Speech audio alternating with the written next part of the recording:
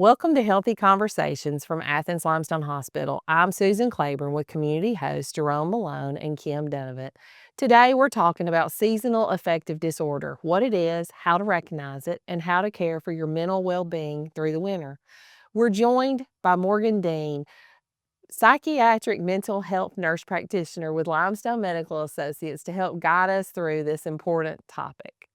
Well, thank you, Morgan, for being here. And I know that that whole little group of letters is one that we don't see very often. We're used to the CRNP. And so that, even though I know what it is, it always kind of trips me up. So you are a psychiatric mental health nurse practitioner. So will you tell me, before we kind of get started into this, just tell us a little bit about yourself and why you chose to kind of go down that career path? So, I'm Morgan Dean. I'm originally from Athens, Alabama, and decided to move back in 2021. Got married, and me and my husband moved back here. As far as my nursing career started in mental health. So right out of nursing school, I went straight into mental health, working as a nurse on a psychiatric floor in a hospital. Um, Fell in love with it. I fell in love with it in nursing school and knew that that was all that I wanted to do and all that I was interested in. So I went straight into that field. And then later wanted to go become a nurse practitioner and decided to specialize in mental health and psychiatry as well. So I just took it a step further. But this is all I've ever known. I have such a passion for it and love what I do. So Well, I know we are so glad to having you back home and so glad to having you here as a professional because I know that is something our community has needed is that local mental health professional to be able to go see. So we're so glad to have you here. So as we get started, just seasonal affective disorder, just kind of tell us kind of what that is and kind of what the difference is. We refer to it as maybe the winter blues, or sometimes we feel more down when, it starts getting dark earlier, those kind of things. So just kind of explain what that is. yes. So seasonal affective disorder is simply put is it is a subtype of depression. So it is a major depressive disorder with a seasonal pattern. So you don't have depression any other time of the year except for in the fall and the winter. And so, how does it differ from winter blues and sadness? Winter blues and sadness are a transient, short lived feeling that, comes and goes and comes and goes. Seasonal affective disorder is a persistent sadness. It is long-lived, it lasts, causes significant distress in your life. It starts to affect other things, not just a feeling. It's starting to affect your activities, your daily functioning, your relationships, your work, your overall quality of life, and so that's the big difference. So what causes it? Is it the sunlight, lack of sunlight, or? Yes, so that's the number one thing is the, reduced sunlight exposure, um, and so that it's getting dark earlier, we're limited to that sunlight. That itself can throw off, our circadian rhythm, it can disrupt that, and so our circadian rhythm is our internal clock. And so that helps regulate our alertness and our sleepiness, and it also helps control physical and mental and behavioral changes, including sleep patterns, hormone release, body temperature, appetite. So it affects so many different things.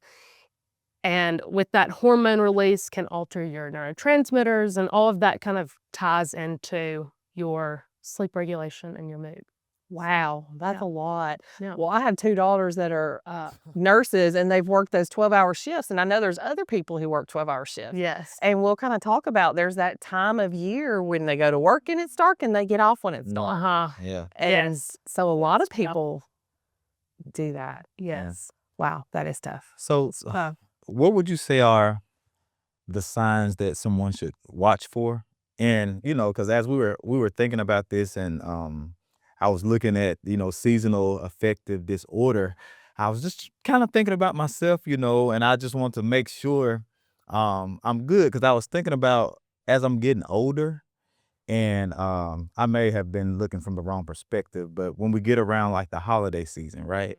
I can notice a difference from when I was younger. I really looked forward to the holidays. And so next year, y'all may not believe this, I will be 50 years old in a couple of months, right? So over the years, mom and dad passed. Family is not as close as we used to be, as far as being able to get together with my siblings like before. And also we're empty nesters now. And so when I get into this time of the year, I used to be excited about the Christmas music, but sometimes I feel a little something. So is that different from the seasonal affective disorder? Am I just, I Yeah. have to, is that different? It's different. So Okay. those Help are, me out here. yes. So these are, you are naturally going to feel sad if you are gathering with your family to celebrate holidays and you do not have loved ones there that you're used to growing up with and to creating those memories with and the tradition and all of that, to feel some type of a little bit of dread or a little bit of, sadness. But if that easily kind of goes away on its own, that's the thing. The difference in a seasonal affective disorder is when it is a persistent sadness and it just kind of sticks with you. It's long lasting. You feel like the things that you're doing to try to help yourself pull out of it are not working. And now it's starting to affect, your work and your relationships. Maybe you're calling into work because you don't want to go anymore, and that's very unlike you. Or you're canceling plans with friends. You're avoiding the social interaction. You're wanting to sleep all the time. You're wanting to just lay around, eat a lot. Um, you might have more difficulty concentrating, making decisions. And so, those are the types of things. It's those additional symptoms that come in and then the persistence of the symptoms. Gotcha. Because, I was thinking, I go through my little moment, but if I put on a good Christmas Yeah. movie and watch A Christmas Story, you'll shoot your eye out, that kind of thing. And then I'm back to normal after that. So, Right. There you go. yeah, this is really interesting, though. Yeah. Yeah, and I think it is different as we age and we transition because, like you said, our roles change. When we have young kids in the family, we're always preparing for that Christmas morning moment, or we're preparing for going to the grandparents for Christmas or things like that. But when you become an empty nester, the roles change. You're not the one necessarily preparing for that Christmas morning. And so I've noticed that among my household too. Now, I still absolutely love decorating early and all those kind of things. But when Christmas is over, it's over. But I grew up with my mom loving the holidays, and she would be great. But we really figured out by the time you celebrated New Year's Eve, she would really go into a funk pretty much till spring. So, Yeah. and I guess maybe that's more of the winter blues maybe kinda thing since Yeah. it's so Well, and another thing, split. both of y'all have mentioned things that you love doing and that bring you joy and that kind of bring you out of it. That's something else to take note to, is if you're used to watching a movie and that bringing you joy, things that you're used to bringing you joy are no longer bringing you joy. Things that you are usually interested in, you just don't want to do anymore. That's a big warning. So those are warning signs as well. So, mhm. Nice. Are there certain people that are more at risk? So, yes, there's first and foremost, if you have a personal or family history of depression or mood disorders, you're going to be more likely to. And then women are more likely than men Okay. because of hormones. Well, Lovely hormones. The younger adults are more likely than older adults. Funny enough, because they tend to be more reactive to mild environmental changes. And then like if you have a significant change in routine or work status in the winter, that can be a precipitating factor. And then those that live in areas that are farther away from the equator because the days are shorter. I have heard that Oh. before. I remember studying something about that. Mhm. Okay. So are there some ways, Morgan, that we can treat or manage seasonal affective disorder? Yes, absolutely. There's exercise. exercise is just a medicine in itself in general. We don't want But- to do that around the holidays. Well, and what I found is when the days get shorter, I Uh-huh. don't know about all y'all, but I'm used to you get home, you change clothes, you grab your stuff, you And go you play wanna sleep. pickleball or something. But now when the days are shorter, by the time you get home, you change clothes, you eat, and you think, I'm ready to go to bed. And then you realize it's 6:30. Yes, right. Exactly. So you don't think about at 6:30 getting dressed and going to the gym when it gets dark so early, like you do in the spring. You come home and it's 6:30 and you change and you go to the gym. Right.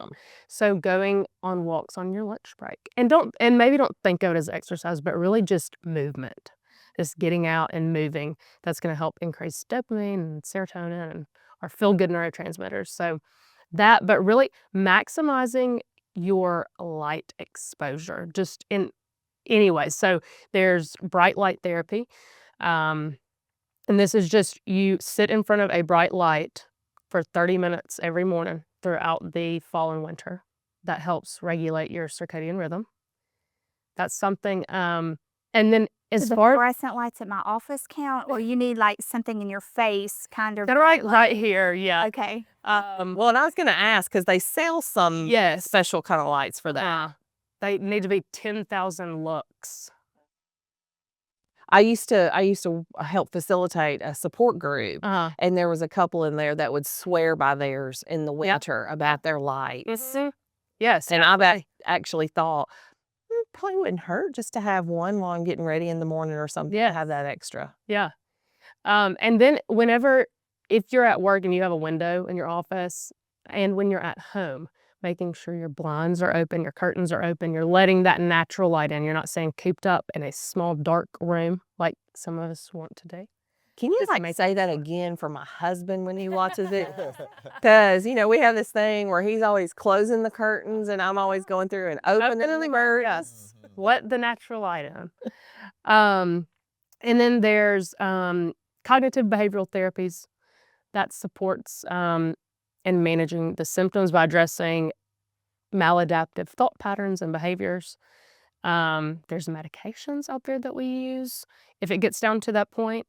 And supplementation such as vitamin D. Most people are deficient in vitamin D in the winter because we're not able to get out as much outdoors and get that natural vitamin D. So It's amazing to me just how the body works and responds to just different situations or circumstances like that. I think awareness is so key because I'm sure you have people who are dealing with this and they just can't put a finger on what is wrong with me?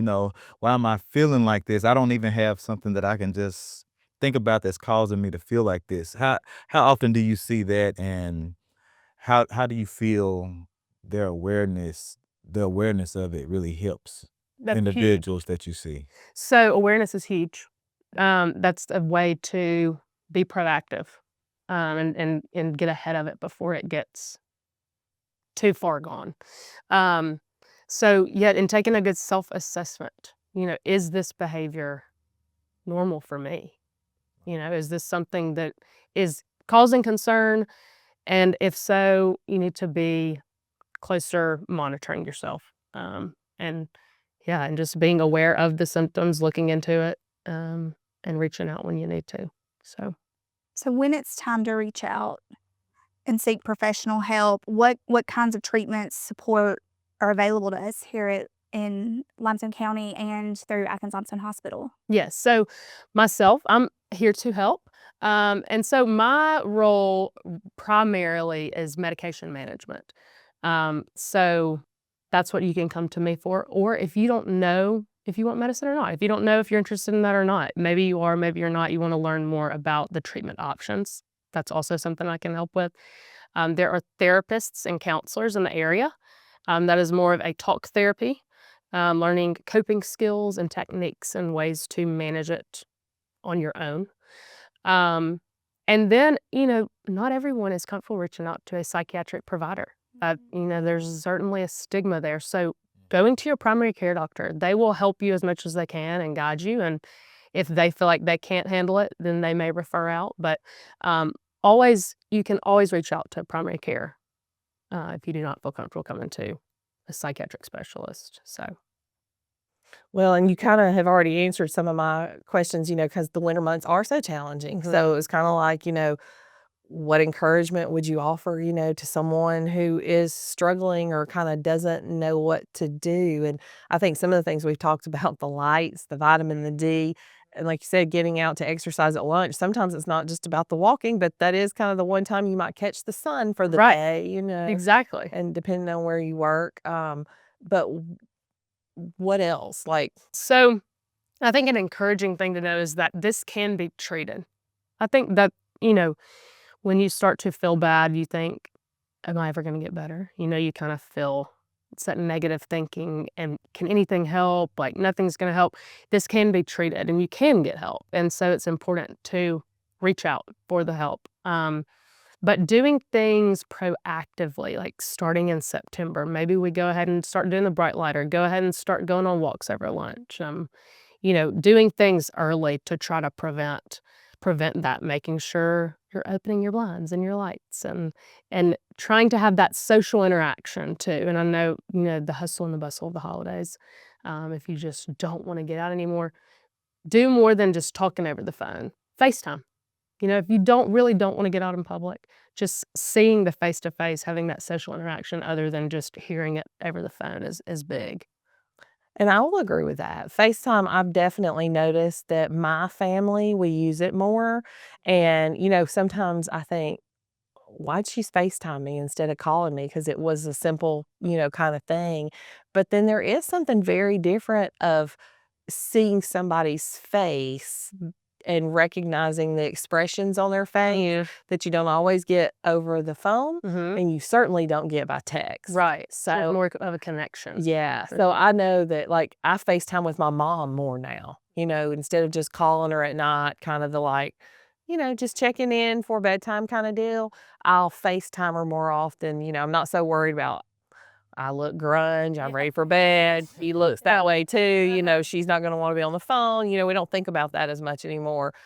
So it is very nice to be able to FaceTime, and I didn't realize what a great tool that would be for Mhm. that kind of connection and Mhm. relationship. So, Yes, absolutely. and so how do we help others that we think may be struggling with that or maybe recognize that? And I know I mentioned my husband before because it's one of those, he works outside in construction, so he's outside all the time.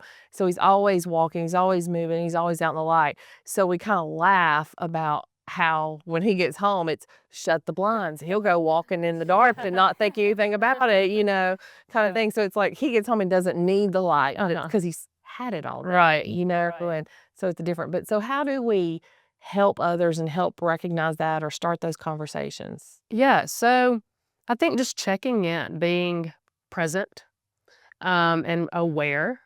That's what we were talking about earlier. Just being self-aware and aware of your friends and your family, and checking in if they appear to be more sad or appear tearful, if they have more of a limited range in their affect, so their expressions. Um, taking note of it and then checking in and saying, "Hey, how are you feeling? You know, is there anything I can do for you?" Or, encourage them to come out and socialize, and just offer help. So, if you're someone that has been through this, sharing your experience, sharing your stories, that goes a really, really long way, Yeah. and encouraging them to reach out for help, and even joining them for an appointment. Hey, I'll go with you. Yeah. Yeah, and the therapy, what you were referring to easy earlier, having somebody to talk to. I'm finding, I don't know about y'all, I'm finding so many more friends that are using that Oh, yeah. now, Absolutely. and especially now that they've made a lot of it telemed, makes it so much easier to Mhm. just have a conversation with somebody for, an hour lunch break or something versus having to get out and go to the Right. office. And um, I think it's kind of amazing the more you learn about yourself, I Mhm. guess, just Oh, through having that conversation with mhm. a third party that's not a family member. Right. So, and like you said, Absolutely. Mhm. coping skills also. Yeah, So, absolutely. well, and I love, like, when Jerome was talking about his movies that he likes over Christmas, we enjoy that too. And sometimes it's not about going out. I just recently, with my girls, we were talking about something. I was like, why don't we just have a movie night? Oh, Yeah. so talk over here. We'll just have a Christmas movie night, not have to get dressed up and go somewhere or go spend money at a restaurant or, And that's what I was gonna ask. I know different people that struggle with different disorders, sometimes you have support groups, and I don't know if there's anything for this where people can connect with others that are dealing with some of the same issues and encourage each other. Is there anything in our community that speaks to this, or is that something that an individual would just probably need to create? So oftentimes that is something that can be researched online. And also oftentimes churches in the community will facilitate support groups, especially like grief support groups and things of that sort. Yeah, that's what I was thinking about. Just opportunities for people to maybe even create their own groups to deal with it. I was just thinking, hey, I could round up a lot of people during the holidays, and we can get us some movies and some popcorn and make it happen. Exactly. But yeah, I think this is the awareness piece is very key, and I'm sure people that's watching this podcast will get a lot from it. So I appreciate what you do. Yeah, thank you. Thank you so much, Morgan, for being here. And I do think, it's a topic and a perfect timing for the topic. I think we all deal with that at some point, like you said, some winter blues.